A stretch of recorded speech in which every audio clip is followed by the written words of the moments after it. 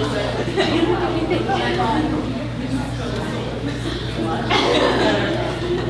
to Malvern Books, everyone. Thank you so much for coming. We are super excited to be celebrating the launch of Favorite Daughter by Nancy Huang.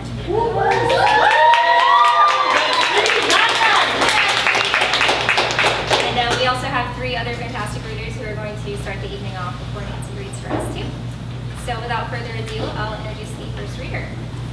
NOOR WADI is a Palestinian Muslima poet who writes about her roots in revolution and under political oppression.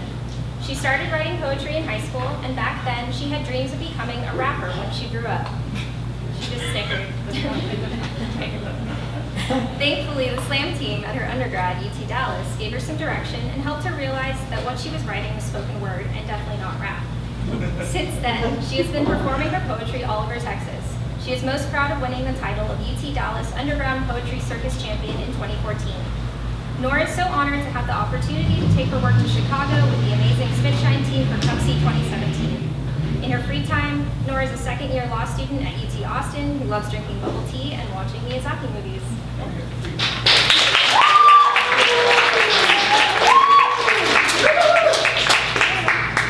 I'm actually a third-year law student. I made it.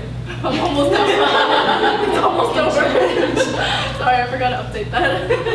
Thank you all for having me. I'm so honored to be performing for the launch of Nancy's book. Like, it's something that we've all been so excited about, and for me to be able to open for her is such an honor.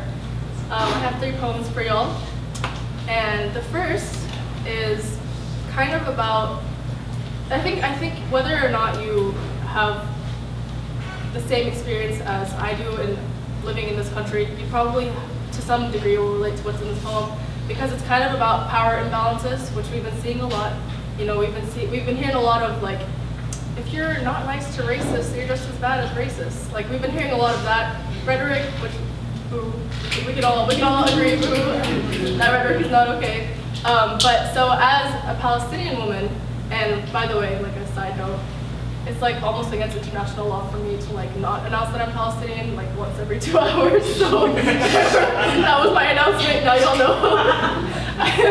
But as a Palestinian woman, something that I really have to struggle with is letting people know, you know, a narrative that they don't always hear, which is, you know, what my family went through, what families continue to go through in Palestine, and how people are always pushing for us to have talks with people who won't even give us like basic water, food, shelter, and it's like, what are we going to talk about? So, without further ado, this poem is called Dialogue.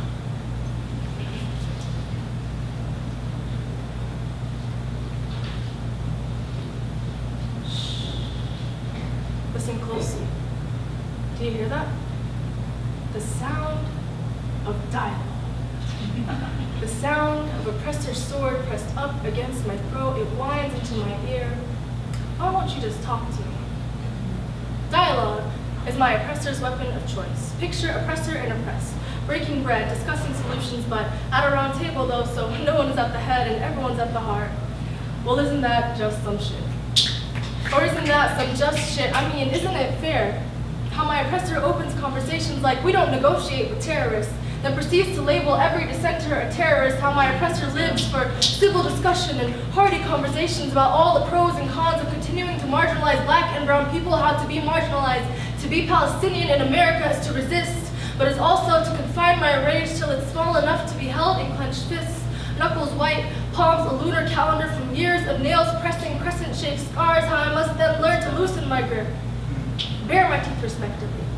Use the open palm to hold the hands of my oppressor still dripping with my family's blood, and gently, so gently, point them to the wounds they cause. Dialogue is oppressor's call for me to sugarcoat my tongue so that the sweetness of lopsided conversation overpowers the vinegary burn of proof.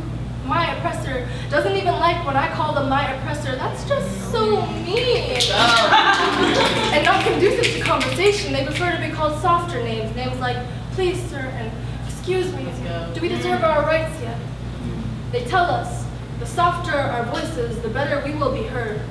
The gentler our tone, the better we can converse, negotiate, dialogue, about if our oppression even exists, Or if maybe brown women are just born angry because our mother's wombs are shaped like guns, so we must be the bullet, screeching through space, angry about nothing, yelling about everything, refusing to compromise, refusing to barter for liberation. But isn't that what freedom is all about? Negotiating your humanity, setting a time, date, and comfortable tone for liberation. Isn't that how we became these United States? Group chats with the Brits. Isn't that how the Nazis were defeated the first time? By inviting them to speak at our universities. My oppressor demands dialogue because they can say it's all about conversation. So no one will question how it only produces silence.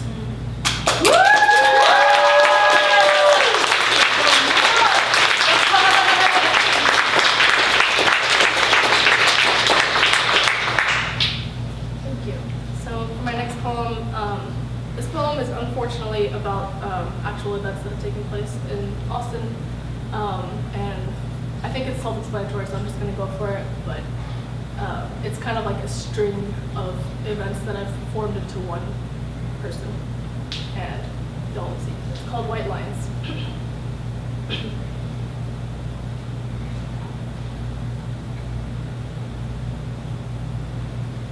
Fuck you, raghead!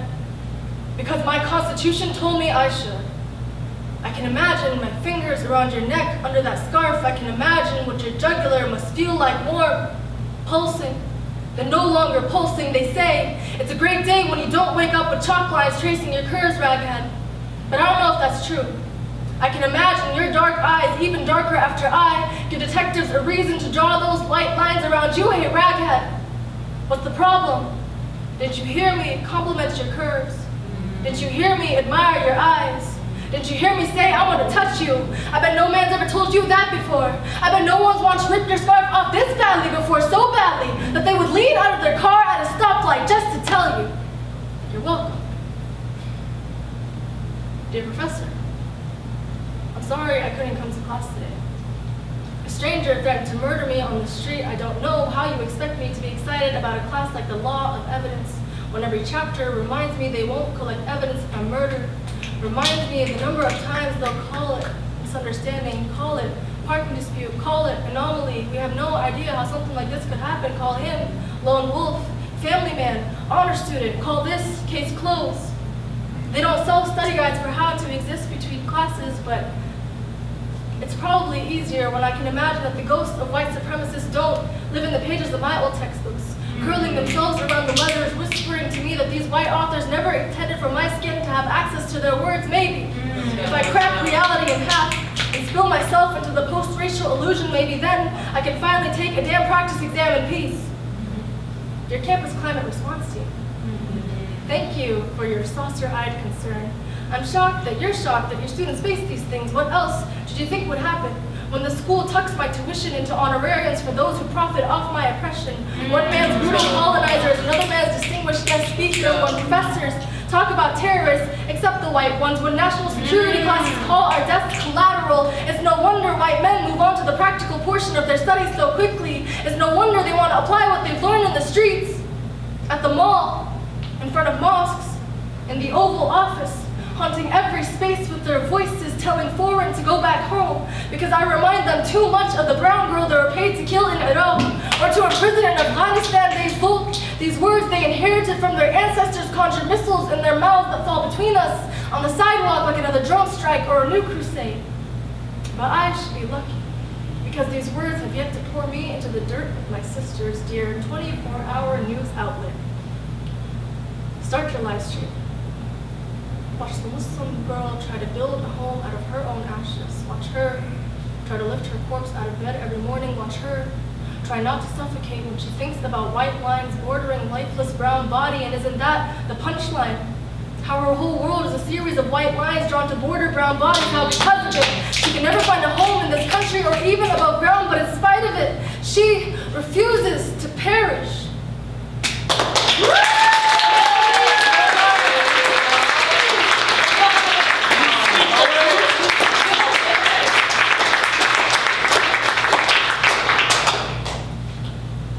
I forgot before my first poem, I wanted to mention the inspiration, and that was a line from an interview of Hassan Kanafan. If y'all don't know who that is, look him up.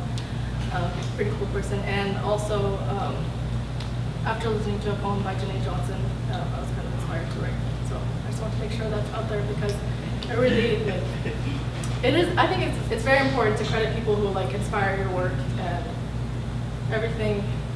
A lot of our struggles are related, so a lot of times we'll find mutual themes and things.